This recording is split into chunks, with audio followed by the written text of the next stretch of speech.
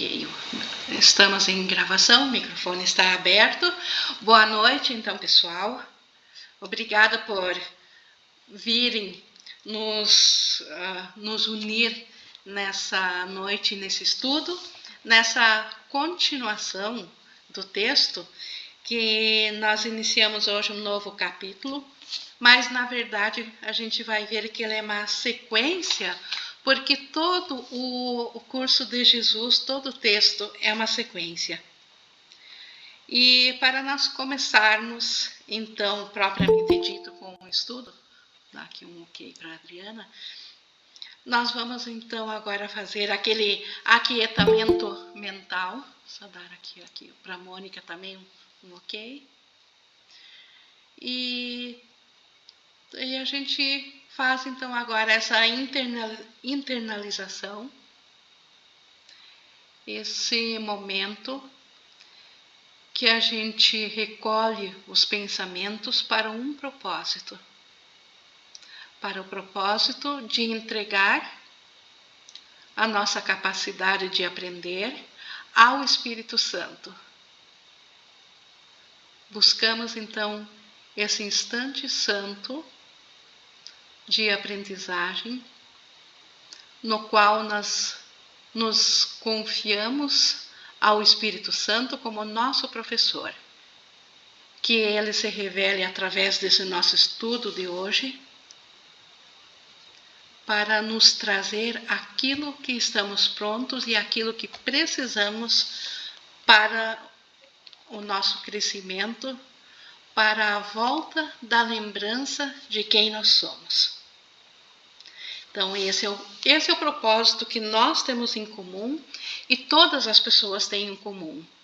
O propósito de voltar a se reconhecer tal como Deus nos criou. Mesmo aquelas pessoas que não têm nenhuma espiritualidade, que não têm nenhuma ideia consciente disso, elas também só estão aqui se percebendo numa consciência, porque o propósito maior delas é virem a se reconhecer por quem elas são. E com isso nós vamos então hoje iniciar o estudo do capítulo 3, a percepção inocente, que na verdade ele é uma continuação do capítulo 1 e do capítulo 2. Tanto é que Jesus começa esse livro com os princípios dos milagres, né? A gente já viu eles, os 50 princípios, e depois Jesus nos fala das características, dos atributos dos trabalhadores de milagres, porque o seu propósito é que nós nos tornemos trabalhadores de milagres, no sentido de trabalhadores de desfazer a culpa na nossa mente. Ou seja, nós trabalharmos sob orientação do Espírito Santo, largar do ego e escolher ao Espírito Santo. Mas Jesus também sabe que para nós conseguirmos obter êxito nesse propósito, a nossa mente precisa estar sem medo. E logo depois que ele dá os princípios dos trabalhadores de milagres, Jesus começa a explicar que o medo é a nossa função desfazer, lá no capítulo 2, que Jesus não pode tirar o medo de nós, porque somos nós que fizemos o medo. Então, se nós fizemos, está em nosso poder desfazer. Mas para nós desfazer o medo, ele coloca agora ensinamentos pontuais de pontos que precisam ficar muito claros para nós, muito esclarecidos, para a gente desfazer, para a gente ter condições de ir ao Espírito Santo sem medo. E o primeiro tópico que ele nos colocou é que o medo, a causa do medo, nunca está aqui no mundo naquelas coisas que nos perturbam. A causa do medo sempre é anterior, está nos pensamentos. A causa do medo, ela sempre vem primeiro num pensamento, E o que nós experienciamos aqui no mundo é um efeito de pensamentos, embora a gente possa pensar que não tenha nada a ver com o externo, que é o externo que nos ataca, mas sempre houve um pensamento anterior. E depois, na aula da semana passada, ele nos ensinou também outro tópico que precisa ficar muito claro na nossa mente, para nós não termos medo dos milagres, é o medo do juízo final. Juízo final é aquele último julgamento que a gente faz sobre todos os nossos pensamentos que tivemos aqui no mundo, aonde aqueles que foram feitos com amor, ou dentro do amor, ou estendendo amor, aqueles que foram feitos com o Espírito Santo, é esses que a gente vai manter na mente, porque esses são nossos pensamentos verdadeiros. E aqueles que a gente teve seguindo o ego, assim como o ego, ele é só uma crença, ele não tem realidade absoluta, então esses pensamentos do ego não são reais. E por isso a gente simplesmente larga deles, eles deixam de existir. Esse é o julgamento final, o juízo final. E hoje nós vamos ver um outro medo que também precisa ser desfeito antes que a nossa mente possa se entregar à orientação do Espírito Santo. Se esse medo, que Jesus vai explicar a causa dele hoje, se esse medo persistir na nossa mente, a gente também não vai conseguir ir não vai conseguir fazer a entrega do próprio pensamento ao Espírito Santo, porque o medo, ele nos tira a capacidade de se unir ao Espírito Santo. E esse medo, ele intitula a expiação sem sacrifício. Aquela ideia por detrás da expiação, que o ego julgou que a expiação é uma coisa amedrontadora, que a expiação é alguma coisa que eu devo pagar por algo feito. E por isso que Jesus, ele começa assim, um outro ponto. E por isso eu disse também que ele é a continuação do capítulo anterior. Um outro ponto tem que estar perfeitamente claro antes que qualquer medo residual, ainda associado aos milagres, possa desaparecer. Então, todo medo que nós possamos ter em trabalhar com milagres, ou seja, em trabalhar com o Espírito Santo na mente, precisa ser desfeito. E existe esse medo inconsciente que todos que vêm para cá têm, que é o medo do seguinte, a crucificação não estabeleceu a expiação, mas a ressurreição sim. Então, aquela ideia que é cristã de que Jesus morreu na cruz por nós, isso traz um medo inconsciente de que Deus castigaria. Estão pedindo aqui o que é expiação. Expiação no curso em milagres é desfazer os pensamentos equivocados, desfazer o ego.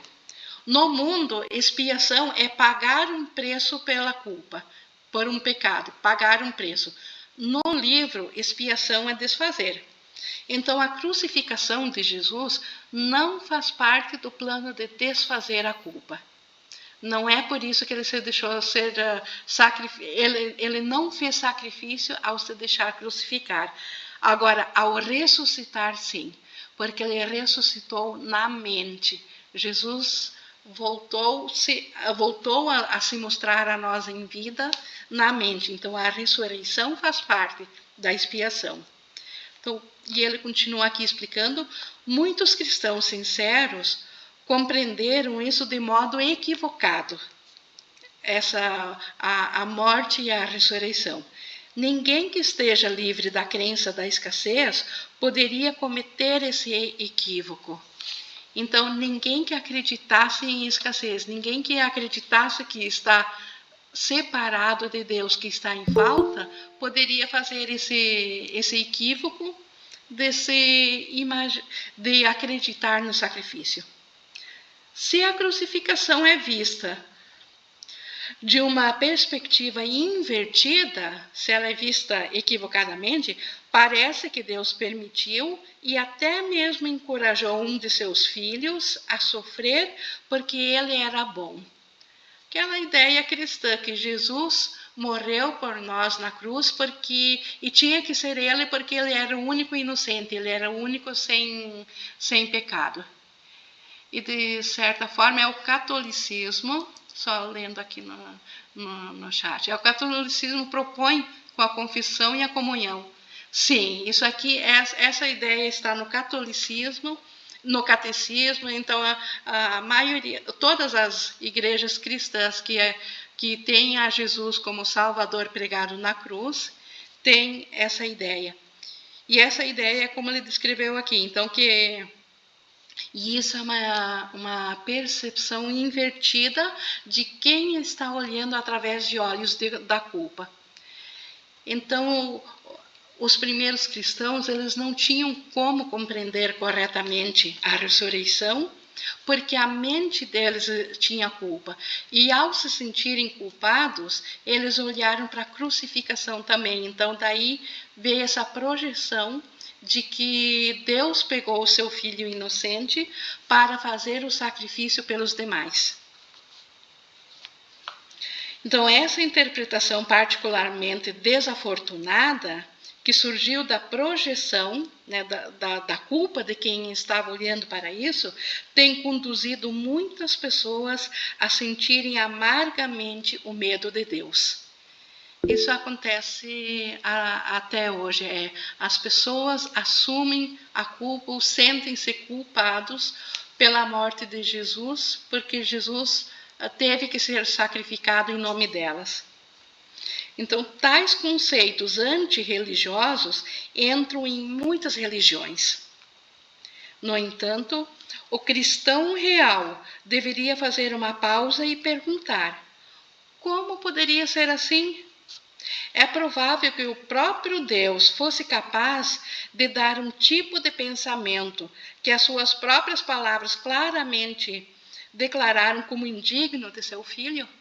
Então, se Deus é só amor e Deus nos ensina a amar, seria Deus capaz de pegar o seu filho inocente e sacrificar e pedir um sacrifício dele em nosso nome? Então, Jesus diz, o cristão verdadeiro, ele deveria ser mais aberto a esse questionamento.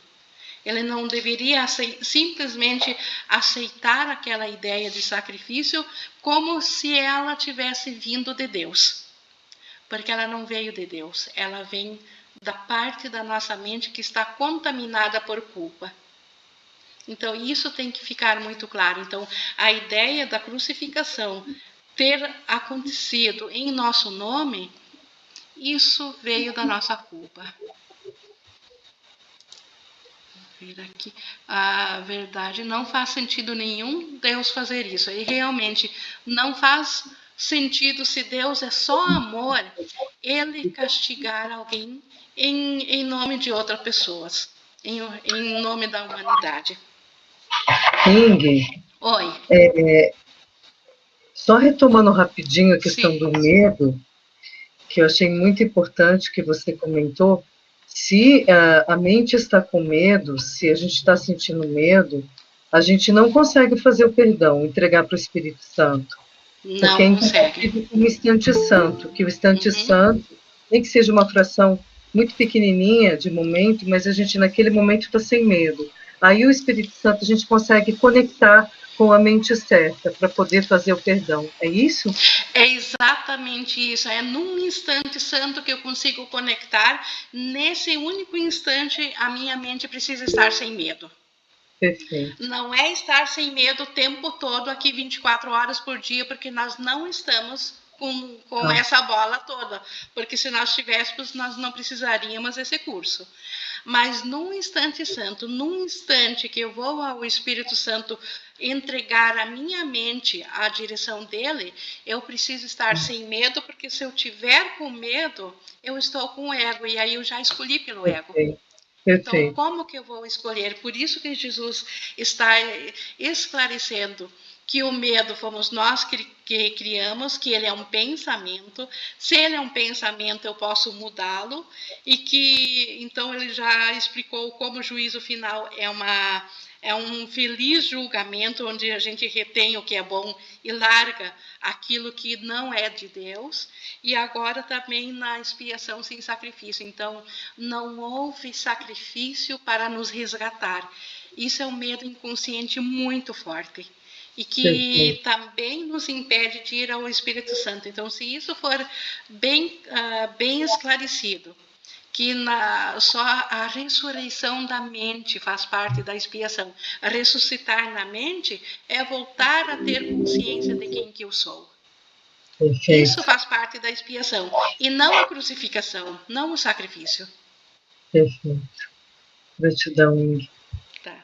Por isso, agora, continuando aqui no segundo parágrafo do primeiro capítulo, do capítulo 3 do primeiro item, a melhor defesa, como sempre, é não atacar a posição do outro, mas, ao invés disso, proteger a verdade. Então, ao invés de atacar as igrejas porque elas pregam o sacrifício, como Jesus diz, a melhor defesa é, então, não atacar.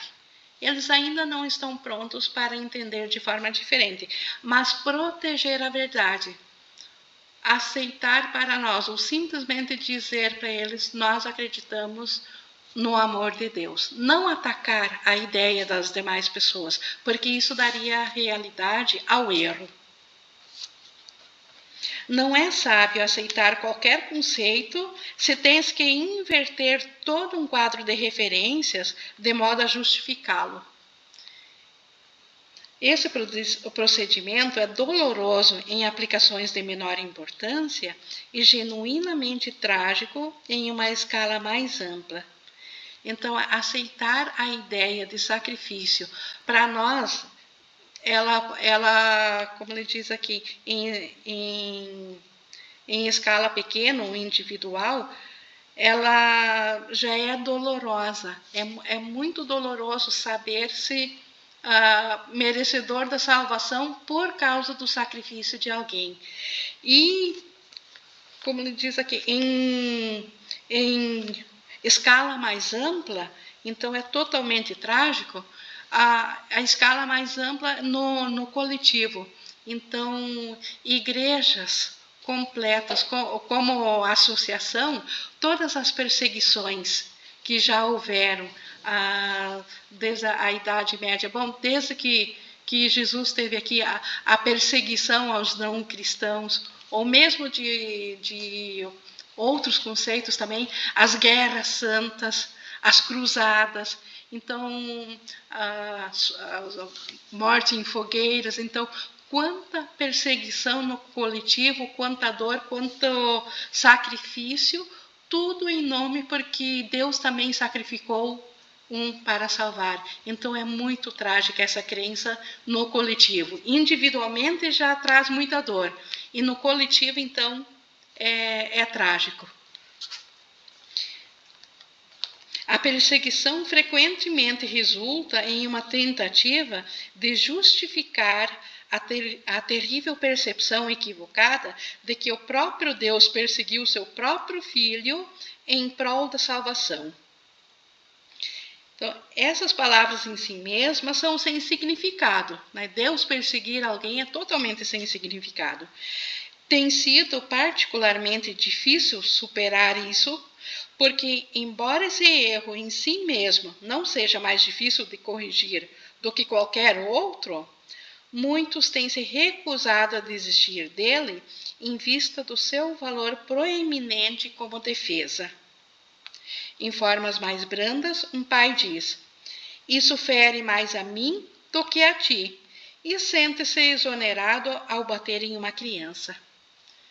Então, nós, na nossa culpa, quando a gente aceita a ideia do ego de que nós somos culpados por nos separar de Deus, é muito mais fácil, dentro da culpa, nós nos justificarmos de atacar o outro agora, porque Deus também atacou. Deus também sacrificou o seu filho. Então, nós estamos fazendo o correto. Então, se for em nome de Deus, eu posso matar. Se for em nome de Deus, eu posso, né, sacrificar. E individualmente também eu tenho direito à minha vingança, porque Deus fez o mesmo. Então, isso está por detrás dessa ideia invertida que o ego jogou para nós, a ideia do sacrifício. Então, tem que ficar muito claro que Deus não teve a ver nada com isso. Deus jamais pediu um sacrifício. Deus não pensa assim. Então, tu podes acreditar que o nosso Pai realmente pense desse jeito, né? Deus realmente pensa que ele deve sacrificar a si mesmo ao seu filho, que é a extensão dele, que ele conhece, que ele sabe que é só capaz de amor, só porque o filho, em vã imaginação, pensou separação. Deus nem sabe o que passa dentro do sonho no filho. Então, seria Deus capaz de sacrificar o seu filho? Isso nós temos que olhar de frente, porque a razão diz não, é impossível o amor fazer isso. Então, é tão essencial que todos esses pensamentos sejam dissipados que nós não podemos deixar de estar seguros de que nada desse tipo de permaneça na tua mente. Então, isso tem que ficar muito claro. Deus não teve a ver nada com nenhum sacrifício, nem com a morte de Jesus e nem com qualquer outro tipo de sacrifício. Jesus continua dizendo na pessoa dele, ó, eu não fui punido porque tu foste mau. A lição totalmente benigna que a expiação ensina está perdida se for manchada com esse tipo de distorção sob qualquer forma. Então, a expiação, a morte na cruz, ela ensina que não há morte, porque ele ressuscitou. E que nada, nenhum equívoco aqui no mundo pode ferir o Filho de Deus. Porque se Jesus tivesse sido ferido na cruz, se ele tivesse sido morto, ele não iria ressuscitar. Se ele ressuscitou, ou se ele voltou, é porque ele não morreu. Porque ele é mente e não corpo. Então, era uma lição benigna, onde ele mostrou também que Jesus não odiou a nenhum daqueles que estavam pregando ali na cruz, ou estavam colocando, porque ele os reconhecia como parte de si mesmo. Ele sabia que a realidade deles era puro amor. Eles que estavam pregando não sabiam disso, porque eles estavam equivocados em relação a quem eles são. Mas Jesus sabia quem que eles eram. E eles eram tão puro amor quanto Jesus. Ele mesmo se identificava neles. Então, esta é a benigna lição da expiação, da crucificação. A declaração. Olha. No cenário humano, será que Jesus sentiu dor ao ser crucificado? Impossível ele ter sentido dor, porque ele já não se identificava com o corpo, ele era puro espírito.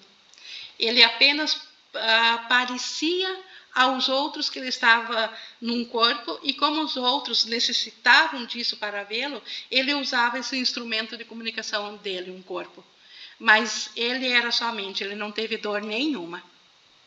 Então, quem que viu dor nele? Aqueles que assistiram ele na crucificação. Porque as próprias mentes dos que assistiram ele, até Jesus falou no livro ali para Ellen, então Maria Madalena, por exemplo, já sabia que Jesus também não sentia dor. Tinham alguns poucos que já sabiam disso. Então, eles até, no livro do Gary que fala isso, né, eles se entreolharam na hora que aparentemente o corpo expirou, né, ou morreu, e sorriram um para o outro, porque eles sabiam o que estava acontecendo. Então, essa feliz lição estava sendo completada. Oi? Para que Jesus morreu na cruz? Qual? Não, pode falar. Por que então Jesus morreu na cruz? Porque eu conheço o lado cristão, né? Esse lado do livro do 100 eu não conheço. Pois é, a crucificação justamente para provar a ressurreição e de que o pior dos males que aparentemente as pessoas pensam que elas são capazes de fazer e de ferir, elas não conseguem fazer e ferir, porque Jesus não era o corpo. Porque se ele tivesse feito isso sem morte, nós poderíamos até mesmo dizer como lição: Jesus, tu pode dizer isso, mas tu não está passando o que eu estou passando. Né? O ego poderia argumentar isso, mas então aparentemente ele até morreu, o corpo dele deixou de parecer que existe ali na crucificação, mas era para provar que nem sequer aí ele mudou o seu pensamento de ver só amor nas pessoas. Isso não alterou o estado espiritual e a certeza de que ele era o espírito, que ele era como Deus o criou. Nada disso alterou a certeza de quem ele era. Ing, eu posso entender da seguinte forma: a ressurreição, pelo que eu entendi aqui no curso em Milagres, é o desfazer do ego, né? Então, Jesus ressuscitou, morrendo, o ego é que morreu, né? Então, eu posso interpretar que quando ele foi crucificado, ele já havia ressuscitado. Já, ele particularmente sim, ele já era iluminado bem antes, ele já trabalhava, ele já estava ressuscitado sim, mas as pessoas ainda não sabiam disso. E aí ele seguiu esse roteiro para que as pessoas compreendessem que ele tinha o que era ressuscitar na mente, para as pessoas compreenderem isso. Ele já tinha sim. Por isso que não teve dor. E outra coisa que eu prestei atenção, não sei se eu estou certa, mas quando eu li a primeira vez sobre a crucificação não ter sido com dor e não ser esse sacrifício, eu não tinha entendido muito bem o porquê, qual a ligação com a expiação. Agora eu estou entendendo. Se nós tivermos isso no nosso inconsciente, de que para ressuscitar houve sacrifício, então pode haver um medo nosso de querer abandonar o ego por causa dessa dor e desse sacrifício. Seria mais ou menos isso. Isso, e isso seria um círculo vicioso que você estaria ouvindo o ego para desfazer o ego. Seria um círculo vicioso de não conseguir escapar do ego. Seria a salvação pregada pelo ego, porque ele sabe que isso não o desfaz. Isso não te deixa de volta à consciência de um filho de Deus. Perfeito. Ô, Ing, e o sofrimento da Maria, da Mãe de Deus? Que não teve uma passagem na Bíblia, eu não sou muito boa nisso não, mas não teve a passagem na Bíblia que diz que Maria sofre, ele fala não sofre, não chora, e etc, etc. Ou seja, e a Maria não é uma pessoa iluminada, assim, que é mãe de Deus? Sim. As pessoas que assistiram, elas, no seu filtro de dor, elas só conseguiam captar dor na expressão dos outros. Mas houve aqueles bem próximos deles que também estavam despertos, que não tiveram dor também. Então, a gente, nesse sentido, a Bíblia também é o testemunho de pessoas que, embora bem intencionadas, ainda tinham medo. Então, ela não é o pé da letra do que aconteceu ali. Então, não teve essa passagem da Maria sofrendo, do sofrimento de Maria sendo mãe, vendo filho. Não. Isso é outra ideia de sacrifício. A mãe chora pela perda do filho. É um sacrifício muito grande também que o ego tem, então, de como Deus agora nos castiga por causa da nossa crença de separação. Então, agora, ele sacrifica um filho e a mãe sofre nesse sacrifício. Então, realmente, aquelas pessoas próximas dele, como Maria Madalena, possivelmente a mãe dele também, e ele teve outras poucos discípulos que também entendiam isso, acho que tinha uns 3 discípulos que entendiam isso, que não sofreram com essa morte. Os demais que ainda não compreendiam que a nossa realidade é espírito e não corpo, esses todos sofreram. Porque eles se imaginavam em si, doía neles de ver isso. A gente pode dizer, Ing, que a grande parte da Bíblia, vamos dizer toda ela, mas grande parte da Bíblia é um testemunho da culpa para gerar mais culpa. Sim, sim, porque a Bíblia, ela, embora tenha partes inspiradas que pessoas captaram em instantes de revelação de Deus, mas também tem muito de culpa, muito de medo. E outra coisa, a Bíblia está sendo editada até hoje, então muita coisa foi acrescentada pelas igrejas, pelo tempo que ela foi passando de uma geração ao outro, ela foi muito editada, muito modificada. E como Jesus colocou para ela também, o próprio cristianismo, ele está sendo reformulado até hoje, ele está sempre em evolução também ainda. Então, ela tem muitas passagens inspiradoras, mas ela tem muito também do medo, da mente do medo, que está atribuindo, colocando palavras na boca de Deus, vamos dizer assim, mas que vieram da parte da mente contaminada por medo, e não do estado de graça do Espírito Santo. Então, só para continuar então aqui, até vou recomeçar aqui no terceiro parágrafo. A declaração, a mim pertence a vingança, diz o Senhor, é uma percepção equivocada, através da qual a pessoa atribui o seu próprio passado mal a Deus. Deixa eu ver aqui. O passado mal nada tem a ver com Deus. Ele não o criou e não o mantém. Deus não cria nem retribui o mal com o mal. A sua mente não cria desse modo. Então, Deus, que é só amor, ele só estende amor, ele não conhece nada mal. Ele não guarda teus feitos maus contra ti. É provável que os guardasse contra mim?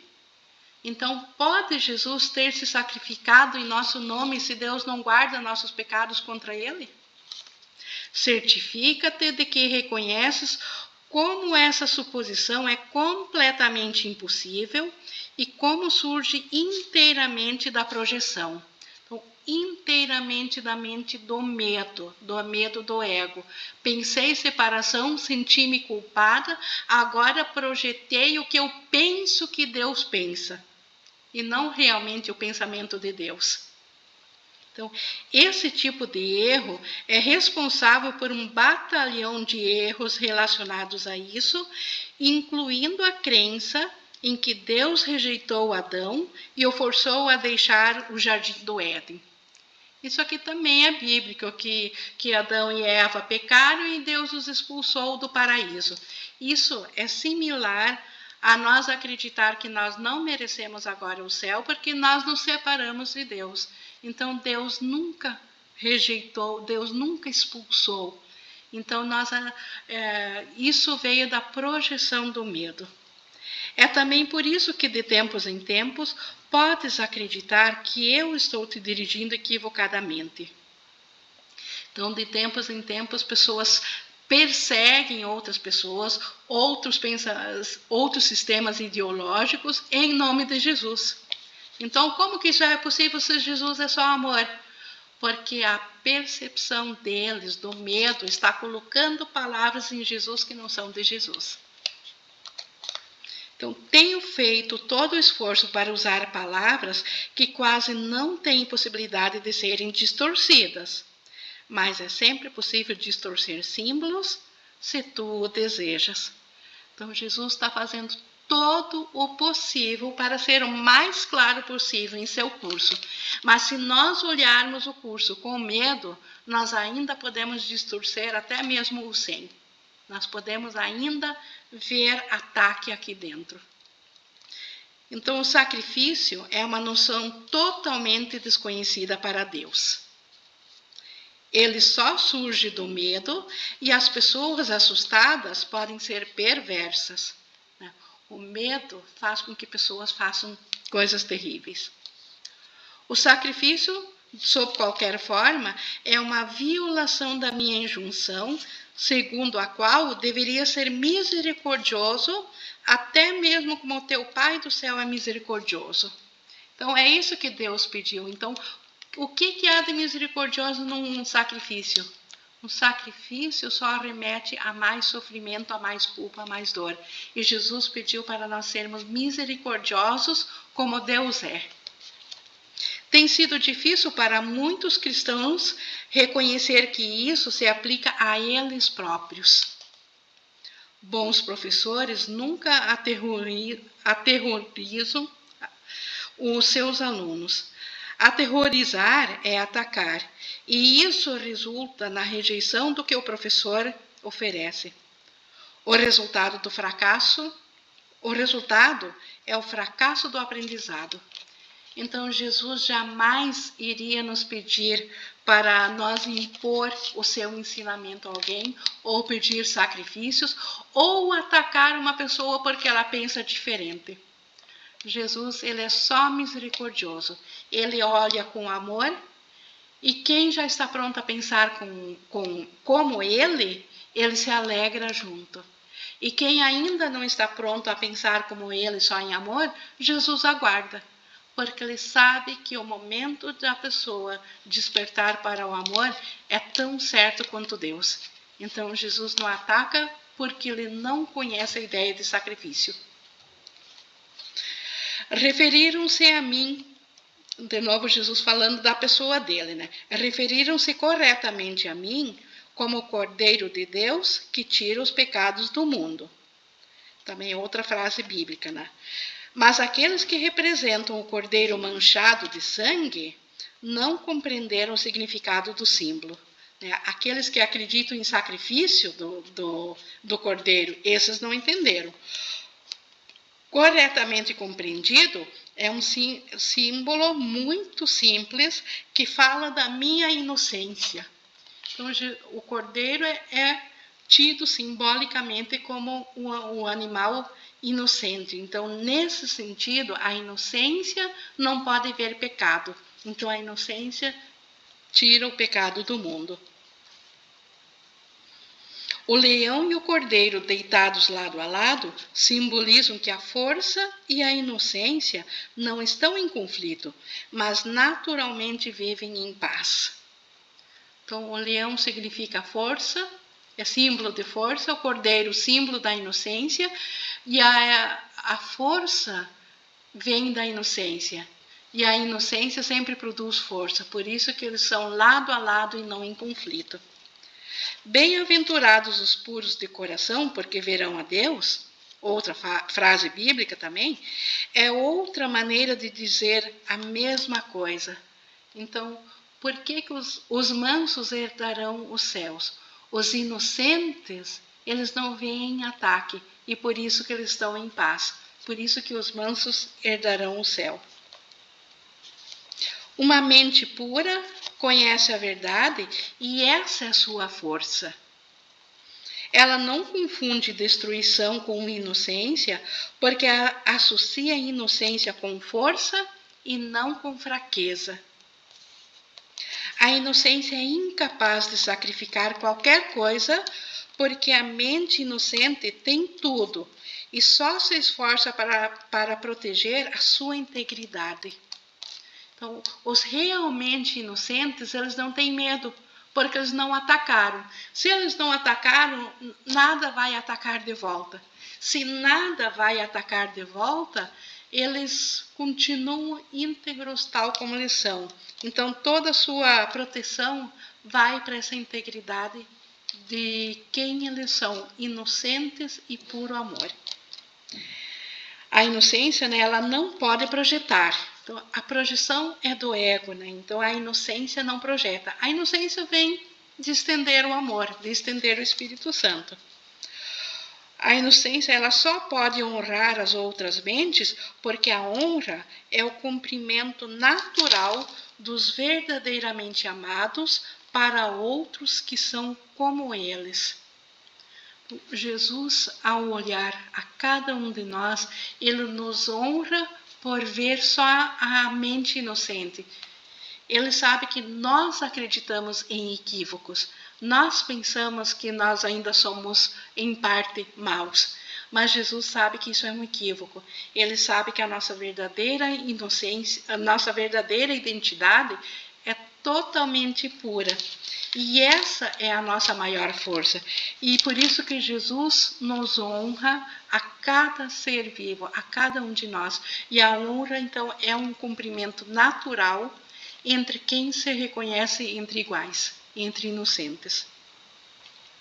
O Cordeiro tira os pecados do mundo, como a Bíblia também explica, no sentido de que o estado de inocência ou o estado de graça é aquele no qual o significado da expiação está perfeitamente evidente.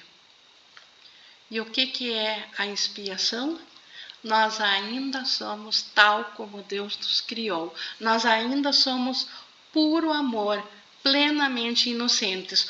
Qualquer pensamento contrário a essa declaração é nosso equívoco pessoal por acreditar na separação, por acreditar no ego. Então, a expiação é inteiramente sem ambiguidades, né? A expiação não ataca. Ela simplesmente reconhece um fato. Ela reconhece que nós não nos separamos de Deus, porque a separação seria impossível. Então, a expiação é perfeitamente clara, porque existe na luz. Então, a expiação ela só existe na mentalidade do Espírito Santo. Procurar a expiação no ego é totalmente impossível, porque o ego é o oposto da expiação. O ego é a ideia de culpa por excelência. E o oposto de culpa é a inocência. E a expiação sempre aponta à inocência. Então, só as tentativas de amortalhá-la na escuridão têm feito com que ela seja inacessível àqueles que não escolhem ver. Então, aqueles que não escolhem olhar com o Espírito Santo, quer seja porque eles ainda têm medo na mente, ou por outra escolha qualquer pessoal, se não escolher ao Espírito Santo, então esses ainda tentam botar a culpa na expiação ou dizer que ela tem que ser adquirida através de sacrifício. Aquela ideia antiga que quase todos que vêm ao curso em milagres tinham anteriormente sobre a palavra expiação. Até o próprio dicionário, ele explica a expiação com uma conotação de pagar um preço. Então, essa ideia de pagar um preço, ela vem só àquelas mentes que estão tomadas pelo medo, que estão contaminadas ainda pelas crenças do ego. Então, quem aceita por um instante o pensamento do Espírito Santo, ele passa a ver a benignidade da expiação. Ele passa a ver a ferramenta maravilhosa de liberação do sonho, que é a expiação. É o despertar. A expiação em si não então, irradia... a expiação, Oi, a expiação é despertar, é igual a despertar. Porque você falou o que é resultado desfazer da o ego. O efeito da expiação é igual a despertar. Aceitar a expiação. O princípio da expiação é de que nós não nos separamos de Deus. Isso é o que reza a expiação. Porque a separação de Deus é impossível, porque nós fomos criados pelo amor de Deus e dentro do amor de Deus. Deus não se separou de si mesmo. Portanto, nós ainda estamos em Deus. Então, esse é o princípio que a expiação aponta para isso. E o efeito dele na nossa mente dual, na nossa mente dividida, que está agora pensando se separado de Deus, e que tem uma parte que acredita no ego, mas ainda tem o Espírito Santo lá, por outro lado, também dentro da mente, o resultado da expiação é que a gente vai passar a acreditar só no Espírito Santo e com isso a gente desperta. Obrigada. Então, por isso que a expiação em si não irradia nada além da verdade. Né? Ela é a prova concreta de que nós ainda somos como Deus nos criou. Ela, portanto, é o epítome de tudo que é incapaz de causar dano e dela apenas bênçãos se irradiam. Então, a expiação ela é totalmente oposto daquilo que o ego ensinou sobre expiação. O ego ensinou que a expiação é a salvação, mas através do sacrifício. O Espírito Santo ensina que a expiação é a salvação, mas através do reconhecimento de que nós ainda somos só amor. Que a gente apenas se equivocou imaginariamente, em ilusão, no irreal, que no real nada aconteceu. Então, a expiação não poderia fazer... a expiação só traz bênçãos e não poderia fazer isso se surgisse de qualquer coisa que não fosse a perfeita inocência. Então, como que a expiação poderia nos trazer bênçãos se ela não viesse da parte da mente que é totalmente inocente? Então, a expiação, ela é um atributo do Espírito Santo. Ela pertence à mente certa, ela não pertence ao ego. O ego usa isso para se auto-perpetuar, mas ela, na verdade, ela pertence à nossa mente certa. A inocência é sabedoria porque não está ciente do mal, e o mal não existe. Então, por isso que a inocência é poder, porque o estado de pura inocência, ele só é inocente justamente porque ele não vê o mal. Mas se o mal não existe, então a inocência vê perfeitamente, porque a inocência então só vê o bem, só vê o amor. Ela só vê o que é real. O que é irreal, a inocência não vê. Então, esta é a força da inocência. Todavia, a inocência, todavia, ela está perfeitamente ciente de tudo o que é verdadeiro. Então, a inocência está perfeitamente ciente de como Deus pensa, de como o Espírito Santo pensa. A ressurreição demonstrou que nada pode destruir a verdade. Então, Jesus provou que destruindo um corpo é possível destruir sim, mas isso não destruiu em nada o fato do ser que ele é. A verdade não foi destruída quando o corpo pareceu deixar de existir. O bem pode resistir a qualquer forma de mal, assim como a luz abole as formas da escuridão. Isso é um pensamento muito poderoso. A simples presença do Espírito Santo na nossa mente abole qualquer pensamento do ego. Por quê? Se nós formos ao Espírito Santo, é lógico, se nós optarmos ser um com esses pensamentos. Por quê? Porque o Espírito Santo é real, é como a luz. E aonde que fica a escuridão quando a luz chega?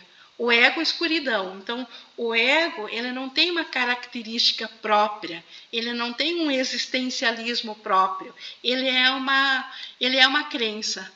Então, ele é como a escuridão, não tem atributo em si. No momento que chega a luz, a escuridão desaparece. No momento que os pensamentos do Espírito Santo chegam à nossa mente, os pensamentos do ego dão lugar, eles desaparecem como a escuridão. É por isso que os milagres funcionam em lugar de todo e qualquer pensamento do ego. Por isso que não existe graduação em milagres. Porque a luz do Espírito Santo abole qualquer escuridão. Até vou repetir aqui, ó. O bem pode resistir a qualquer forma de mal, assim como a luz abole as formas da escuridão. A expiação é, portanto, a lição perfeita.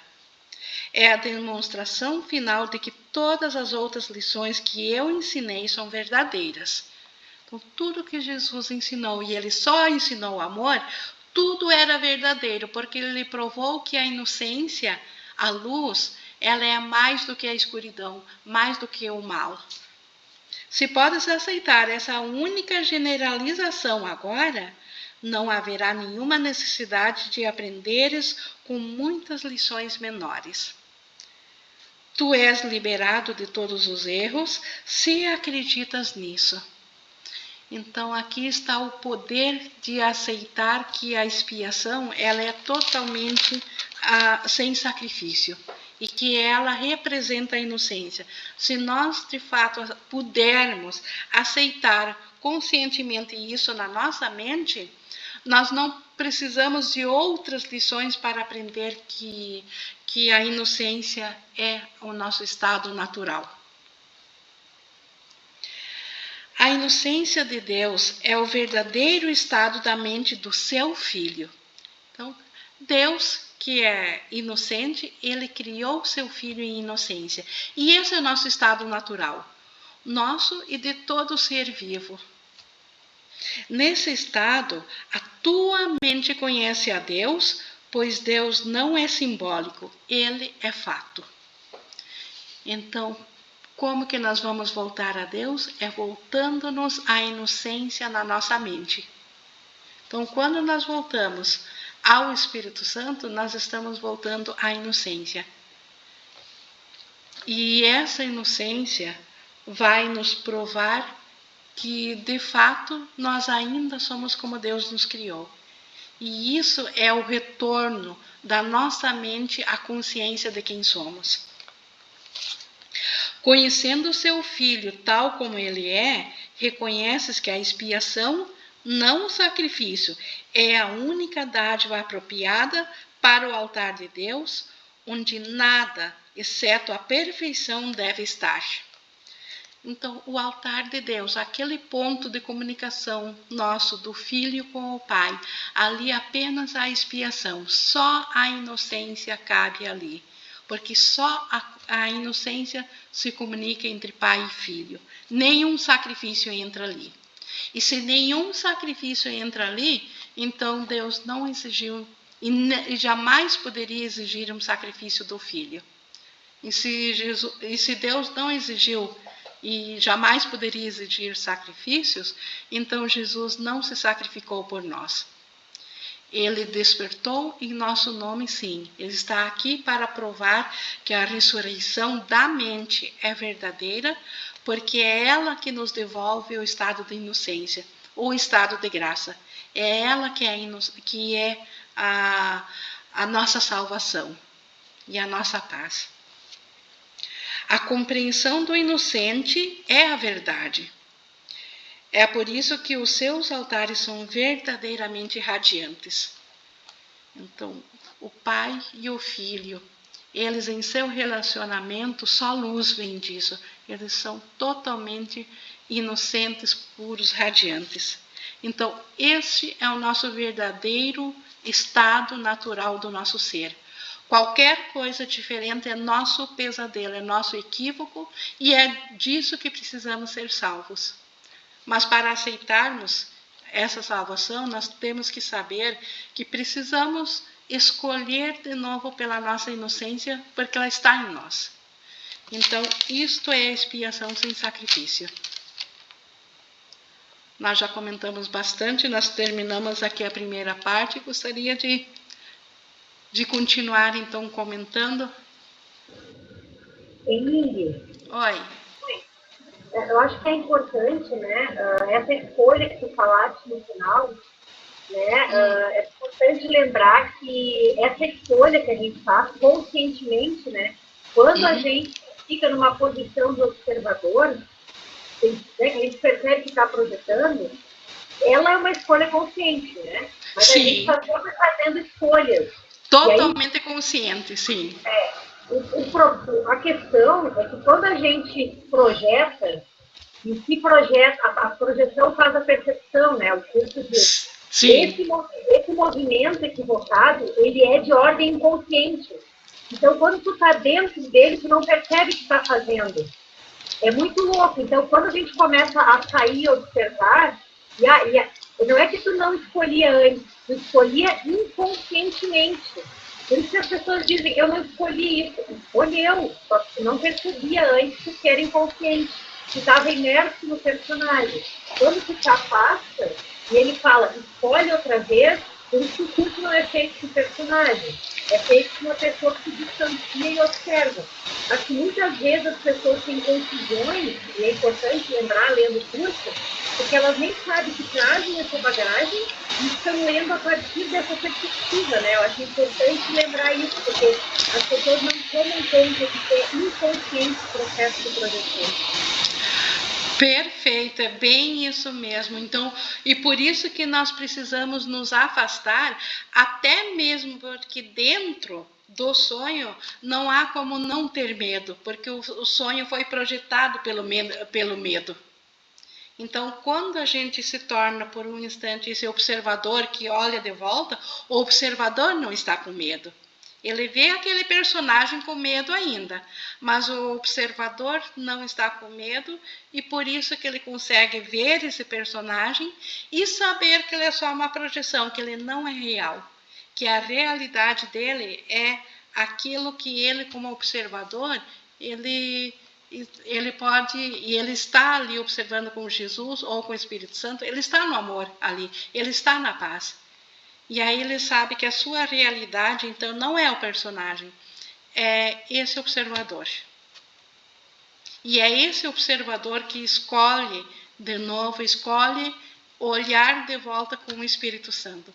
Ou escolhe permitir que a mente do Espírito Santo seja a sua mente. E no momento que ele escolhe isso, mas ele ainda está aqui no processo, nessa jornada de desfazer a culpa, ele se torna naturalmente um trabalhador de milagres, porque do Espírito Santo só vem milagres, para corrigir todos os equívocos do ego. E aí ele se permite andar nesse mundo, mas não ser do mundo.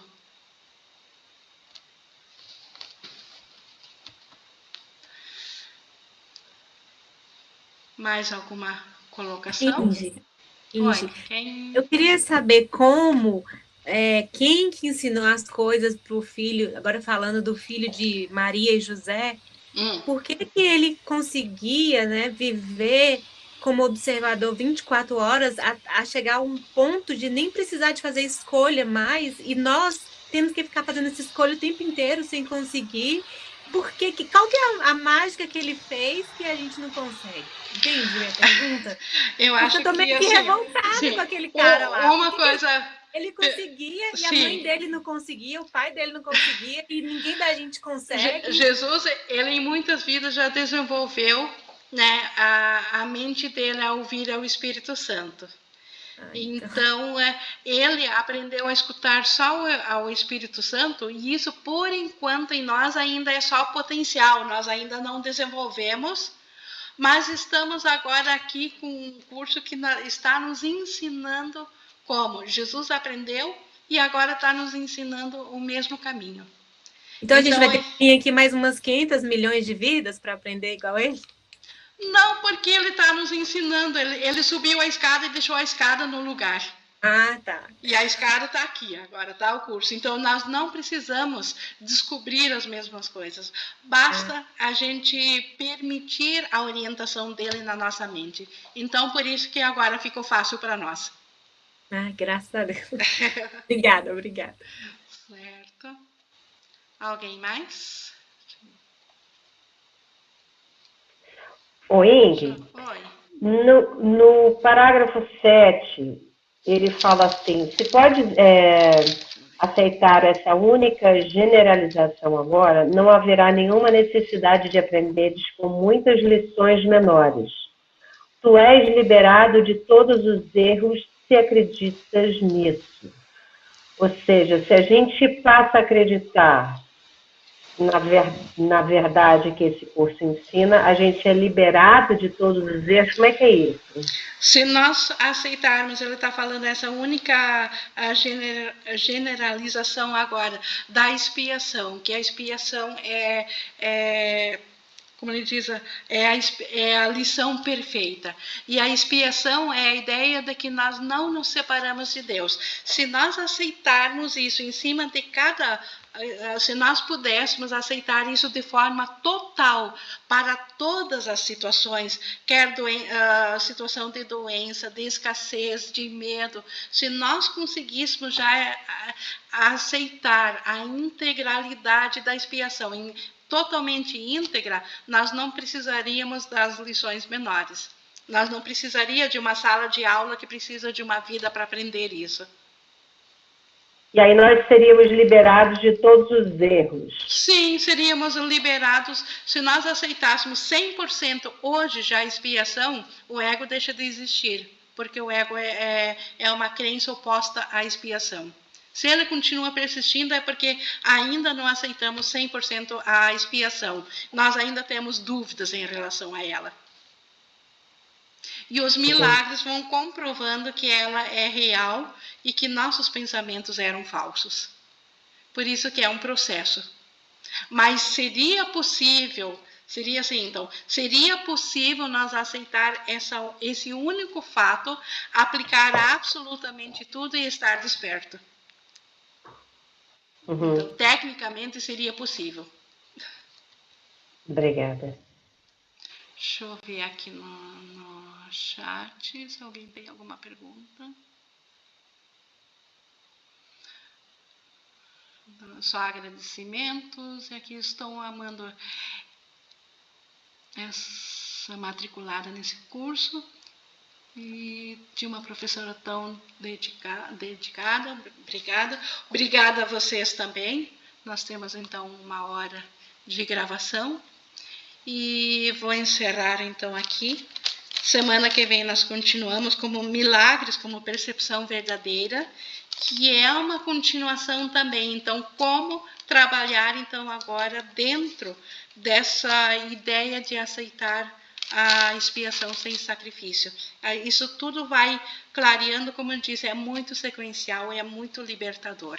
Vai nos trazer uma ferramenta cada vez mais próxima de usarmos no nosso dia a dia. Então, semana que vem continuamos.